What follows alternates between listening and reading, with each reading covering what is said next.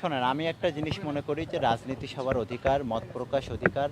ঢাকা বিশ্ববিদ্যালয়ের সৌন্দর্য হচ্ছে মুক্ত মত প্রকাশ কিংবা মুক্ত চিন্তা প্রকাশের সৌন্দর্য। এখানে যে যার মতামত প্রকাশ করবে, যে যার চিন্তার বহিঃপ্রকাশ ঘটাবে।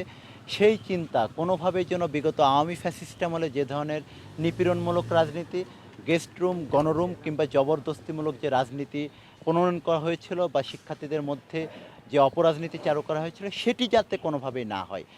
কেউ যাতে তার মত প্রকাশ, মতকে চাপিয়ে না দেয়। একই সাথে কেউ যাতে তার মত প্রকাশে বাধাগ্রস্ত না করতে পারে। এটি কিন্তু ঢাকা বিশ্ববিদ্যালয়ের বিগত দিনের যে গণতান্ত্রিক কিংবা যে সৌন্দর্য, এই রাজনৈতিক সৌন্দর্য ছিল, যেটি বিগত সময়ে দেড় দশক ধরে ঢাকা বিশ্ববিদ্যালয়ে সংকুচিত করা হয়েছিল।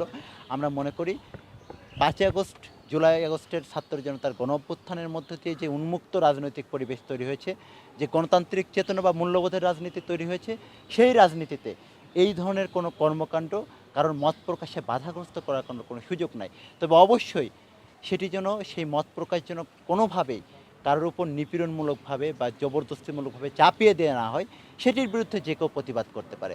সেই মনোভাবকে আমরা ধারণ করি এবং সেই শিক্ষার্থীদের সেই যৌক্তিক মনোভাবকে ধারণ করে কিন্তু আমরা আমাদের রাজনৈতিক কার্যক্রম পরিচালনা করি।